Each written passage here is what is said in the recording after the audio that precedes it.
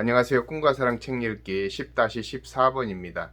지난번 10-13번까지 이제 책을 전체적으로 한 챕터씩 나누어서 제가 설명을 해드렸었는데, 종합을 한번 해야 되겠다라는 생각을 하게 되었고요. 이 전체적인 종합을 통해서 이 책에 대한 서평도 좀 해보면 좋겠다라는 생각이 들어서 10-14번을 찍게 되었습니다. 오늘이 이제 마지막이 되겠습니다. 게리 체프먼의 The Five Love Languages라고 하는 5가지 사랑 언어라고 하는 책, 이제 번역이 돼 있지만 제가 원서를 보았기 때문에 좀 언어가 좀 다를 수가 있습니다. 번역본을 보신 분들하고요. 그래서 좀 차이 나는 것은 그냥 이해를 해주시고, 아무래도 번역 전문적으로 하시는 분들이 더 매끄럽게 했겠죠. 저는 이제 워드 포메이션이라고 하는 말을 뭐 인정해주는 말, 칭찬해주는 말, 여러 가지로 번역할 수 있겠습니다만, 저는 여기서 그냥 칭찬과 인정 이렇게, 또는 긍정 이렇게 번역을 하도록 하겠습니다. 이제 5가지 사랑 언어를 시작할 때에 그 문제 제기를 어디에서 하느냐 하면, 이제 결혼을 하고 나서 이혼 위기에 있는 어떤 남성분의 비행기 안에서의 질문, 결혼을 하고 나면 사랑이 사라지는 겁니까? 왜 사라지는 겁니까? 이런 질문으로부터 시작을 합니다. 정말 결혼하고 나서 많이 다르죠. 연애 시절하고는 감정이 다릅니다. 그 감정이 다른 이유가 뭔가, 그리고 이제 그 감정이 다른 것이 심화되어서 이제 이혼까지 가게 되는데, 그런 이유가 무엇인가를 이제 발견해 보려고 하는 책이 이 책입니다. 이 저자는 그 원인을 언어에서 발견을 하고 있는 거죠. 그래서 Five Love Languages라고 했는데, 이 언어가 우리가 인간의 소통에서 필수적인 것이죠. 모든 관계는 이 언어의 소통으로부터 시작을 합니다. 그래서 이제 언어가 소통이 안 되면 오해가 생기고, 오해가 생기면 결국 관계가 깨어지게 되는 것이지요. 이제 이런 관계를 좋게 하는 것도 언어입니다. 좋은 언어를 쓰고, 또 상대방이 알아듣기 쉬운 언어를 쓰고, 상대방이 좋아하는 언어를 쓰게 되면 관계가 좋아지는 거죠. 사랑도 하나의 소통이라고 본다면, 내 마음의 사랑을 가지고 있어도 상대방의 전달이 안 되면 아무 소용이 없는 거죠. 그 전달하는 거, 커뮤니케이션, 그 소통이 결국은 사랑을 더 좋게 만들어주고, 서로 간의 관계를 좋게 만들어준다. 이제 이런 이제 논리죠. 이제 거기에서 첫 번째 이 언어에 대한 이야기를 이제 하고 있고, 두 번째는 그 감정에 대한 이야기를 하는데, 감정에 대해서 이야기할 때는 2가지를 이야기합니다. 첫 번째는 우리 마음 속에는 모두가 다 감정 탱크가 있다.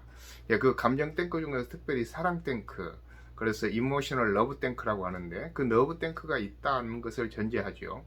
그래서 많은 사람들이 그 탱크가 채워지지 않았기 때문에 결국은 사랑이 고갈되니까 관계에 문제가 생기게 된다라고 하는 것이죠. 여기서 이제 이모셔널이라고 하면 감정이라고 번역할 수 있지만, 정서라고 하는 건 나을 것 같아요. 그래서 정서적 사랑 탱크, 이게 더 나을 것 같습니다. 이제 정서적인 그런 부분이 고갈되어 있으면 많은 문제가 생기게 되지요. 그게 이제 사랑 탱크라고 하는 감정의 문제가 있고, 또 한 가지는 이제 우리가 그 어떤 결혼하기 전에 있었던 감정 중에서 인러브 상태로 여기 책에서는 이야기하는데, falling in love. 그래서 falling in love는 사랑에 푹 빠진 건데, 그 사랑에 푹 빠져 있는 상태가 인러브 상태죠. 그래서 인러브 상태에서 느끼는 감정들, 뭐 설레이고, 또 그냥 마음이 늘 그 상대방에게 있고 하는 그런 인러브 상태가 결혼하고 나면 어느 정도 수그러들고 또 변하고, 그래서 사라지고, 그러는 가운데서 이제 관계에 문제가 생기고 또 사랑의 소통에 문제가 생긴다라고 하는 것을 전제합니다. 그래서 이제 인러브 상태, 폴링 인러브라고 하는 그 상태를 이해를 잘해야 되는데, 그 상태가 우리가 계속 지속될 거라고 생각하면 안 된다는 얘기죠. 그것은 언젠가 바뀌게 되고 변하게 되고, 사람들 마음속에서 사라지기 때문에 그것을 대체할 수 있는 그런 방법이 결국은 언어의 소통이다라고 하는 것이죠. 이제 모든 사람들이 느낌으로만 가지고 대화할 수 있고 소통할 수 있습니다. 가만히 둘이 옆에 앉아 있어도 아무 말도 안 해도 저 사람이 무슨 생각하고 있을까? 나에게 대해 좋은 감정이 있구나, 이런 생각 할 수 있죠. 그런데 그것이 잘 안 될 때는 언어를 통해서 해야 되죠. 물어봐야 되죠. 또 사랑을 또 나눠야 되죠. 이제 그게 바로 소통인데, 이 소통이 할 때 가장 필요한 것은 언어입니다.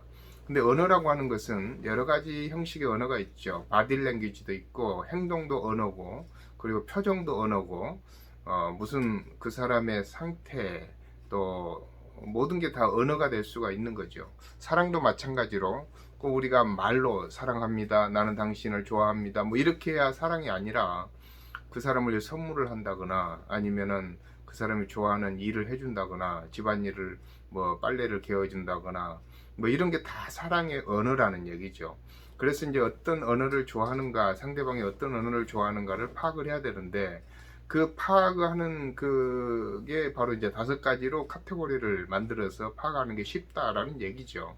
이분은 5가지 언어를 말했는데, 사실은 5가지 외에도 여러 언어들이 있죠. 그걸 이제 제가 이 책을 읽으면서 가장 이게 조금 문제가 있을 수가 있겠다라고 생각한 부분이 거긴데, 언어를 다 좋아하는 사람도 있고요. 그것을 또 그 외의 언어도 있을 수가 있다는 얘기죠. 그래서 5가지 언어를 이제 그분은 이야기하고 있고, 근데 그 5가지 언어 이외의 언어를 방언이라고, 다이렉트라고 하고도요. 또 파생어라고도 할 수 있겠죠. 이제 그런 다이렉트 같은 것들이 있기는 있는데, 그런데 이제 랭귀지가 있고, 그 랭귀지에서도 주요 언어가 있다. 그 프라이머리 러브 랭귀지가 있다고 보는 거죠. 이 프라이머리 러브 랭귀지를 저는 이제 주요 사랑 언어라고 번역을 했는데, 어떻게 보면 이제 뭐 1차적인 언어, 아니면은 모국어 이렇게 번역할 수도 있겠습니다. 그 주요 사랑 언어, 아니면 1차적인 사랑 언어, 아니면은 원래 자기 가지고 있었던 본래의 언어, 모국어, 이제 그런 언어를 5가지를 이야기하는데요. 첫 번째 언어는 이제 word of affirmation, 그래서 상대방을 인정해주고 칭찬해주고, 또 상대방에게 좋은 말을 해주는 거, 긍정의 말을 해주는 거죠. 늘 부정적인 말하고 비판하고 상대방 깎아내리고, 또 그런 부부들이 허다하죠. 그냥 부부가 서로 헐뜯는 거죠. 그 친정에 가서도 헐뜯고, 시댁에 가서도 헐뜯고, 친구들 앞에서 헐뜯고, 나는 많은 사람들 앞에 헐뜯을 때 그 상대방은 그 말을, 부부 관계에서 그 말을 들으면 이제 마음에 상처가 되기뿐만 아니라 마음을 닫아버리는 거죠. 그것 때문에 마음이 닫히면은 사랑의 표현이 안 되고 전달이 안 되기 때문에 사랑의 문제가 생기고 관계에 문제가 생기는 것입니다. 이제 그 2번째 언어는 뭐냐 하면, 여기에서 말하는 2번째 언어는 이제 함께 해주는 시간. 이거는 언어라기보다는 행동이죠. 둘이 대화를 나누기 위해서 함께 외식을 한다거나, 아니면은 좋은 장소를 여행을 한다거나 하면서, 아니면 그냥 집안에서도 이것저것 이야기하면서 한 1시간 30분 또는 15분 동안 이제 서로가 이야기를 나누는 거. 그 여자들은 굉장히 좋아하죠. 그게 대화가 끊기면 문제가 생기죠. 여자들은 말을 해야 스트레스가 풀린 사람도 있고, 말을 많이 해서 지금 낮에 있었던 이야기를 충분히 이야기해야 관계가 좋아지는 그런 사람들이 허다합니다. 근데 남자들은 잘 모르죠. 그래서 여자가 회사에서 와가지고 뭐 회사 이야기 하면은 자꾸 뭔가를 해결해 주려고 그러고, 그것에 대한 대안을 마련해 주려고 그러고, 이제 그러고 이제 끝내버리는 거죠. 빨리 그 문제를. 근데 여자는 그것을 말을 함으로써 이제 자기의 그 있었던 감정을 표현하고, 표현을 상대방이 받아주고, 그것에 대해서 인정해주면서 대화를 나눠주는 게 결국은 자기가 사랑을 받았다, 또는 아니면 상대방이 지지를 받았다, 이렇게 생각하는 거죠. 그것을 사랑 언어로 가지고 있는 분들이, 여자분들은 참 많습니다. 근데 남자들은 그 사랑 언어를 모르기 때문에 뭔가 다른 것으로 해주려고 그러는 거죠. 3번째 사랑 언어가 이제 기프트, 선물인데요. 그래서 남자들은 뭐 집에 갈 때 뭐 과일 사가고, 뭐 맛있는 거 사가고, 때로는 돈 봉투 주고, 이제 또 생일에 생일 선물 해주고, 무슨 절기 때마다 선물해 주는 거. 이것도 여자들 좋아하긴 합니다. 그걸 사랑 언어로 가지고 있는 분들은 되게 좋아하겠죠. 그런데 남자들은 그걸 손쉬운 방법으로 이제 그걸 많이 하게 되는데, 그게 여자들의 사랑 언어라고 생각하기 때문에 그렇습니다. 내가 이걸 하면 그 사랑으로 받아들일 것이다. 그런데 이제 그게 아닌 경우도 있고, 그게 있으면서 또 다른 게 더 중요한 경우도 많이 있죠. 그래서 이 사랑 언어 중에서 이제 하나에 들어가는데 선물을 받는 것, 선물을 주는 것, 이게 이제 자기 사랑 언어가 될 수가 있죠. 세 번째는 봉사인데요. 봉사 또는 여기는 이제 서비스로 나와 있는데 act of service. 이제 서비스를 한다. 그것은 섬긴다 이런 뜻도 있죠. 섬긴다, 상대방을 섬긴다, 상대방에게 서비스를 한다, 봉사한다. 아니면은 그냥 집안일 해주는 거, 그 쉽게 말하면. 그래서 남자가 여자에게 이제 언어를 쓴다고 한다면 가서 이것저것 빨래도 개어주고 청소도 해주고 때로는 설거지도 해주고 밥도 해주고 뭐 이제 그런 것을 좋아하는 여자가 있다면 그건 여자의 사랑 언어가 act of service죠. 남자도 마찬가지입니다. 남자가 집에 갔는데 여자가 맛있게 밥 해주고 뭐 그냥 집안 깨끗하게 해주고 또 아이들 뭐 공부시키고 이런 것이 다 이제 봉사의 행동이죠. 행동. 예, 그걸 남자들이 매우 좋아하는 사람들, 이거 좋아하는 사람들은 남자들 중에서 많습니다. 그러면 남자의 언어가 바로 이 act of service, 봉사 또는 섬김이라고 하는 것이죠. 그 다음에 이제 또 한 가지 언어는 신체 접촉이라고 하는 것이 있죠. 신체 접촉. 신체 접촉은 우리가 흔히 쓰는 말로 스킨십. 이렇게 안아주고 또 손잡아주고 그러면 이제 좀 더 나아가면 이제 성생활하는 것. 이것까지.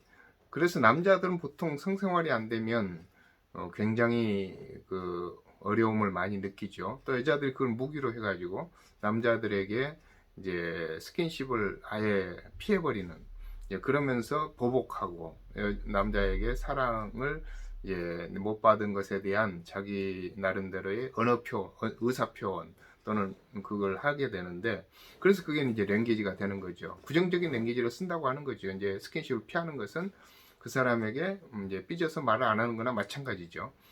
그래서 그것을 언어로 가지고 있는 남자들에게는 여자가 만약에 자기의 사랑을 적극적으로 표현하고 싶다 할 때는 그런 부분에서 많이 해줘야 되는 것이고, 여자도 마찬가지로 그것을 언어로, 이 사랑 언어로 가지고 있다면 남자는 뭐 성생활이 아니라도 이제 손을 잡아준다든지 등을 두들겨 준다든지 자꾸 이제 신체를 접촉하면서 사랑을 표현하는 것, 그것을 피지컬 터치라고 하는 사랑 언어로 이제 말을 했습니다.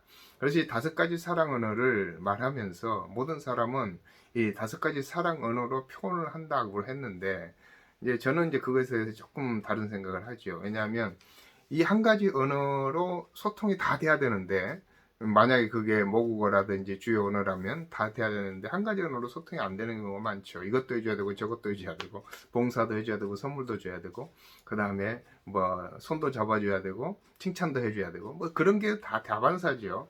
그래서 사람들은 이 언어가 다 섞여 있다. 그래서 이제 우리가 언어라고 그러면 이제 미국말, 한국말, 중국말, 일본말은 메인 랭귀지가 이제 프라이머리 랭귀지가 있다고 한다면 상대방 그 언어를 배워서 소통을 충분히 할 수 있는데, 사실은 모든 사람이 중국말도 쓰고 한국말도 쓰고 일본말도 쓰고 이러면 그 말을 다 섞어서 해야 또 소통이 잘 되는, 그거는 또 언어하고 조금 다르죠. 그래서 우리가 이제 이 책을 조금 비판적으로 본다면 그런 5가지 언어를 함께 다 쓸 수 있어야 된다라는 생각이고요. 그래서 이제 다 쓰는데 가장 중요한 언어가 뭐냐, 이걸 발견하는 거죠. 그래서 이 책에서 이 5가지 언어를 설명하고 곧바로 하고 있는 게 뭐냐면 상대방의 주요 언어, 언어는 많겠죠. 근데 주요 언어, 프라이머리 러브 랭귀지가 뭐냐, 이것을 찾아내는 방법. 그래서 이제 상대방이 가장 기분 나빠하고 하는 거, 뭐 내가 상대방을 험담할 때 상대방이 굉장히 기분 나쁘고 상처를 입으면 그게 그 사람의 사랑 언어가 될 수가 있는 거죠.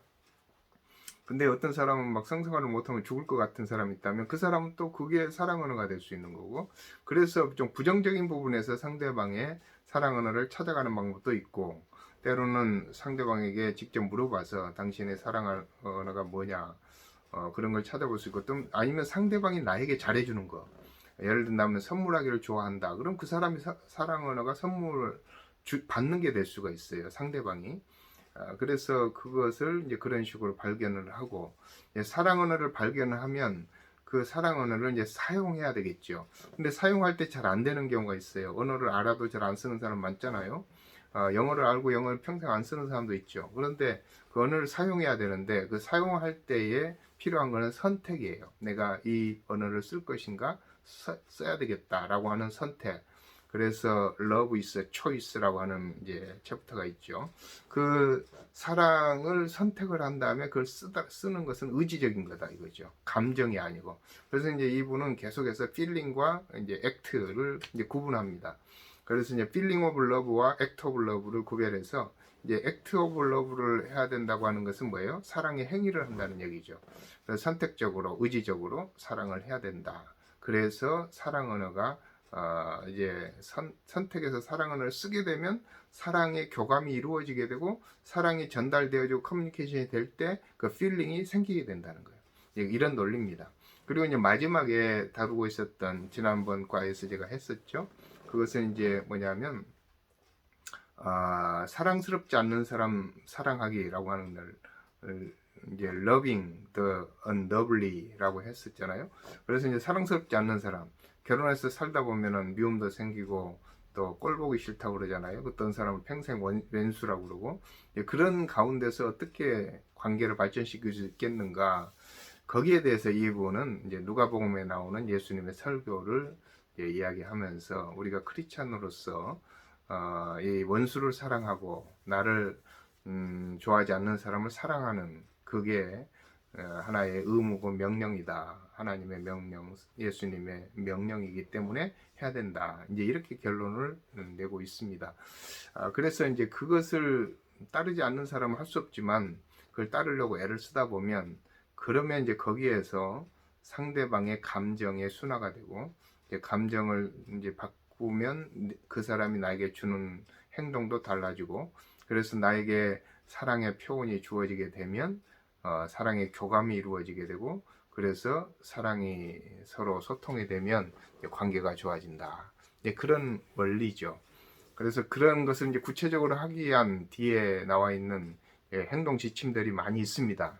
뭐 이제 자기 사랑 언어를 체크하는 방법이라든지 또 러브 탱크 우리 안에 있는 그 감정 탱크를 이제 이렇게 레벨을 체크하는 그런 놀이 같은 것도 있고요. 게임.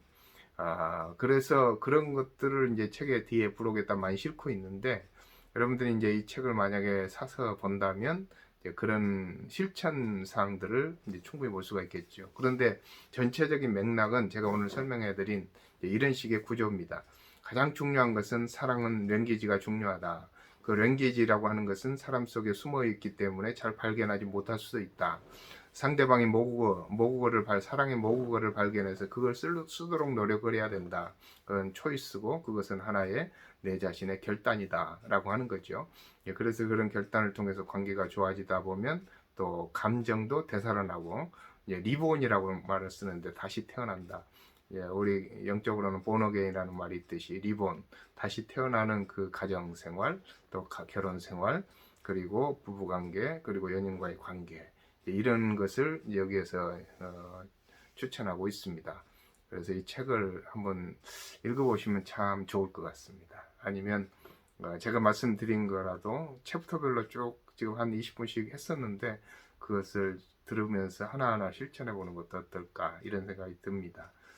가장 좋은 건 랭귀지죠. 우리가 살아가면서 꼭 사랑이 아니더라도 인간관계 모든 면에서 중요한 것은 상대방이 좋아하는 언어를 쓰는 거. 그게 중요하죠. 그 중에서 affirmation, 인정해주고 칭찬해주는 거 꼭 해보시고요. 또 한 가지는 함께 해주는 시간.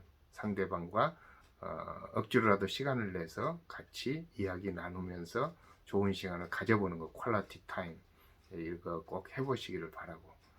마지막에 중요한 것은 그 신체 접촉, 그것도 끊임없이 우리가 가벼운 손 잡음 또는 포옹, 뭐 이런 것들이라도 계속해서 신체 접촉을 통해서 사랑을 전달하고 언어를 이제 해보는 그런 일이 필요하겠습니다. 오늘 여기까지 하겠고요. 5가지 사랑 언어라고 하는 책을 오늘 마칩니다. 이제 다음 책을 제가 잘 선정해서 여러분들에게 또 좋은 정보를 드리도록 하겠습니다. 감사합니다.